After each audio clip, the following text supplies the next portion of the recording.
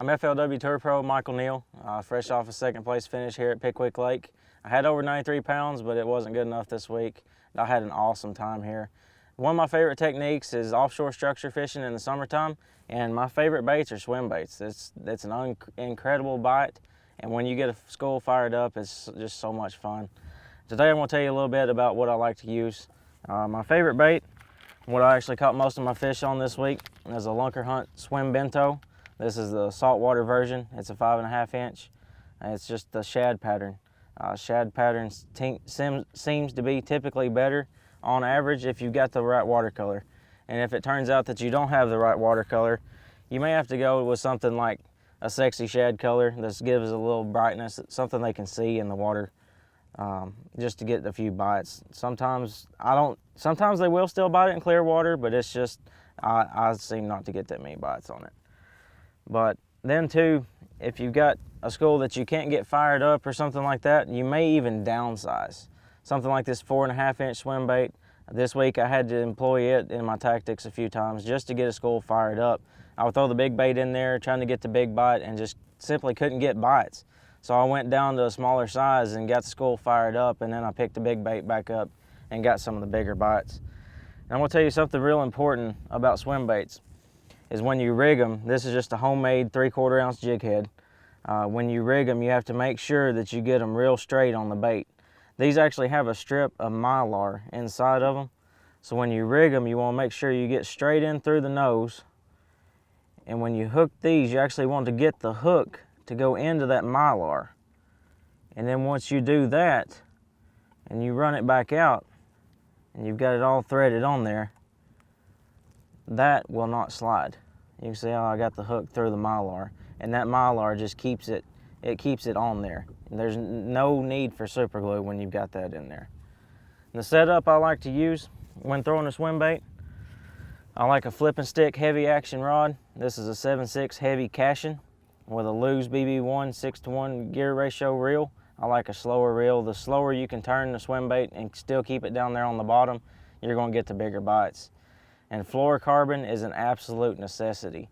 A lot of people think I throw too big a line. I always try and go with 20-pound test. This is 20-pound Sunline Sniper, and in my opinion, you can't do it with monofilament.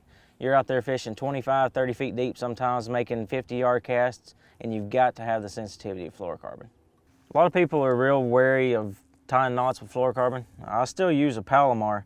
It's just important to really wet your knot and take the time to make sure everything cinches down good and you don't burn your line. That's the problem a lot of people have, is they just try and get in a hurry and they don't wet it and they pull it down too quick. A few people that I've seen research done on it, they say that you should take 10 to 15 seconds to actually pull the knot down tight. So I get it in a good loop like that, and then I'll wet it a little bit and just pull it real slow and make sure everything cinches up good. Just like that. And then there's no pulling, no straining, no burning the line. Cut the tag end off and you're ready to go. So what we got here is, this is a tip of a shallow bar that ends in this creek channel. This creek channel winds up running all the way to the main river. So what I'm gonna do is I always like to graph from the bottom of the drop up to the top. Right there you can see a lot of bait out here suspended out in the middle of the creek channel, but typically the fish will be right at the break or just a little bit above the break. So if we idle up on this drop here, we should see some. And this is all that I did for practice, and this is what I do practice everywhere we go that's going to be a ledge tournament. Is I'll just ride and graph and look, and unless I see them on this sonar, I'll never even stop and make a cast, whether it's tournament or practice. It's just, technology is so great that you can just about rely solely on the mapping and your sonar to find your fish, and they don't lie. There's no guesswork to it. If it shows them, if it shows fish, it's fish. If it shows it's brush, it's brush. That's where the downscan technology really comes in.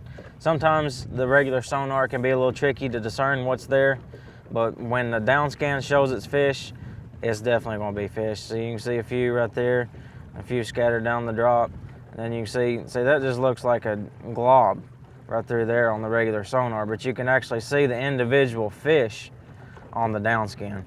And then again, there's a few suspended fish out here in the middle of this ditch, but We're gonna spin around here and see if we can't catch one or two. The way I always like to fish these drops is I like to sit in the deepest water around and actually throw up on top of it.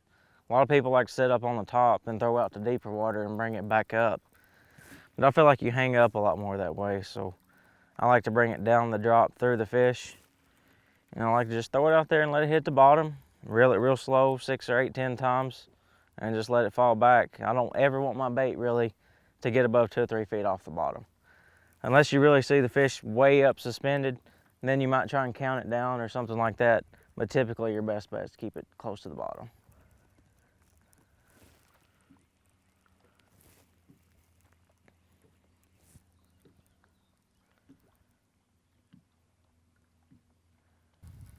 There's not that many here really, not like they have been. Is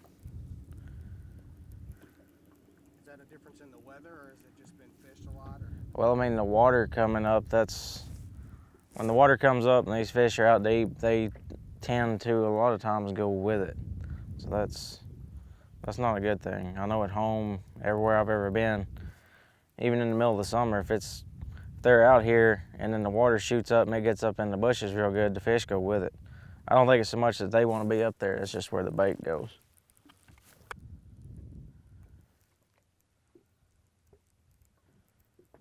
Something I like to do when I go to a strange lake, as you can see, I've got different types of waypoints here on my Humminbird. I like to make something that stands out on the places that I know that if I go by them, I really want to stop and fish if it's open.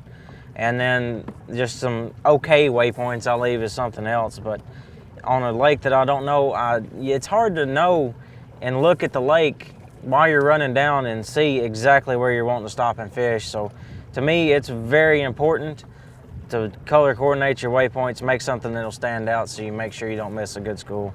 And you can see they're loaded up on that deeper little hump. Throughout the tournament, we had quite a bit of current. Saturday and Sunday was actually almost too much to be able to fish the schools effectively. I mean, when you cast out there, you've got a specific spot that you're casting to. And when you have to throw 30 yards upstream from it and try and plan on your bait getting to that right spot, it's just so hard when you're used to throwing at this tree or this dock or whatever it is you've got your school lined up with. Well, then you have to guess to try and get the current to bring your bait right through the fish. And that's just so hard to do. But today there's no current, and that's also not a good thing. The current is what actually puts these fish in the positions that they are. Whether it's a little bit of a current break, like behind some sort of depression, right here at the corner of this ditch mouth or whatever it is, that's why they get there. They're current-oriented fish. The whole Tennessee River chain, and any river chain for that matter, when they get out deep and they're offshore on the structure on a swim bait, that's what they're looking for, is the current. That's why they're there, and that's when they're going to bite. I started a cast with a swim bait. I like to make a pretty long cast. I mean, some of these schools are pretty wide across, so I want to actually try not to land in them. And I'll pretty much just free spool it all the way to the bottom. And then whenever I know that it hits the bottom, it's kind of deep right here, so it takes it a minute, but it's down there now. I'll just slowly wind it about 6 or 8 turns, and then I'll let it fall back down. That way, I try not to get it above 2, 3, 4 foot off the bottom, unless I see them that they're suspended way up in the water column, and then I'll count it down is what I typically do. There's one. Oh, it come off.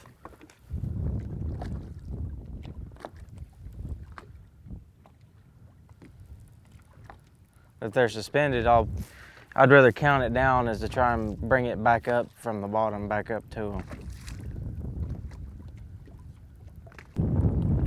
You hook one and lose one like that, a lot of times it'll just shut them off completely.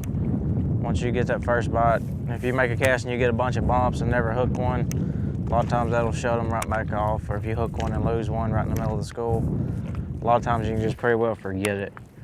There's really 2 ways that a lot of people fish when fishing deep.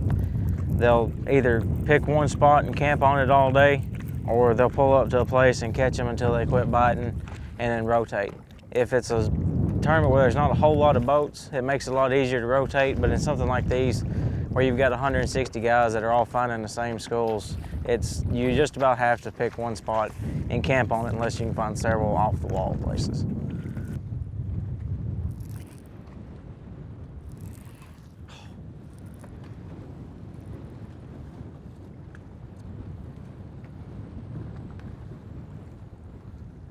That's what I was talking about. A lot of times you'll get those bumps and you just keep winding until one eats it right there.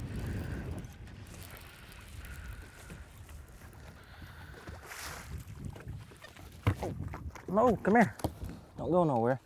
If you'll get out here and get you some Lunkerhunt swim bentos on a 3/4 ounce to 1 ounce head and some 20-pound fluorocarbon, 7'6" flipping stick, get out here, idle around on your points, humps, drops, river channel ledges, whatever you can find, something out there in the current, and get out here and find you some schools of fish, you're gonna catch them. It's just a matter of time.